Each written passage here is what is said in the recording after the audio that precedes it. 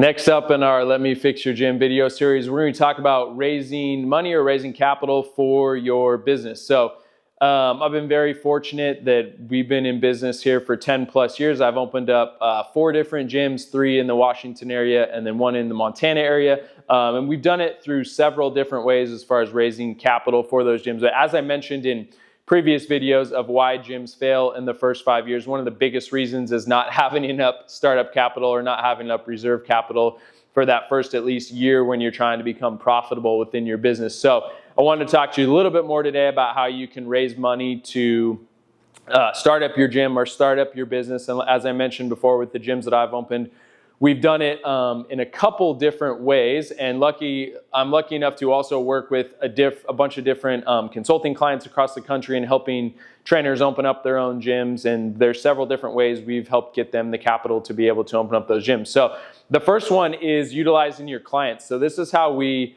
opened up our very first location. We actually had 10 clients that helped us do the funding for our first location here. And the way we did it was 5 of those clients did 5-year loans for a certain amount.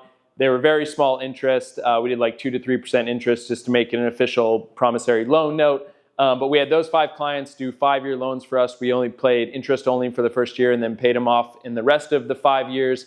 That was a pretty easy way to go to the clients and present to them the funding that we needed through the loan. And then the other 5 clients we had do prepaid training for a certain amount, where they prepaid for training for the first 5 years up front.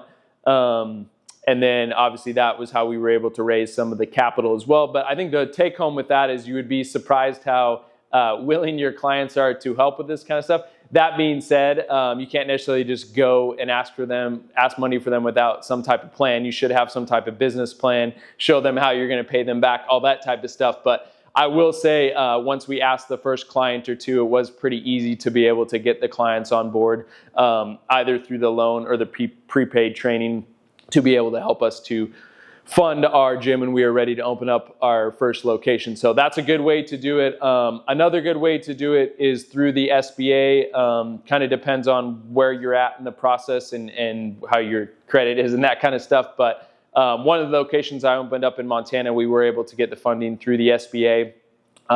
So if you're not able to get funding through clients, you can definitely go and look on the SBA website and see what's available through them. A lot of times they'll have small interest loans that can go up to like 30 years to be able to pay off. So SBA loans in general are usually pretty low interest rate and something that is not a bad idea if you do have to take on a loan. Another obvious one is if you have family money, if you can borrow money from family, but a lot of people aren't in a situation where they can borrow 100, 200, 300 grand to be able to open up one of these gyms from family. And then as we opened up multiple locations after our first location, we were able to open up other locations through funding from the profitability of our first or second location. So obviously, as your first location becomes successful, if you're trying to open up another one, hopefully you can do that through generating enough profit through your other locations. But in general, going through clients or going through the SBA is going to be a great route.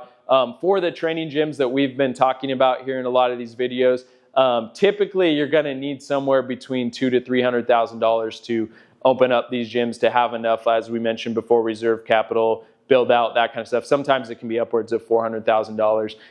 But really do your homework, go through your expenses, see what kind of money you need, and then also make sure you have that built-in reserve capital, like I said, for at least the first 4, 5, 6 months. If you have any questions on funding or raising money for your gym, I'm happy to help. Feel free to reach out. Thanks.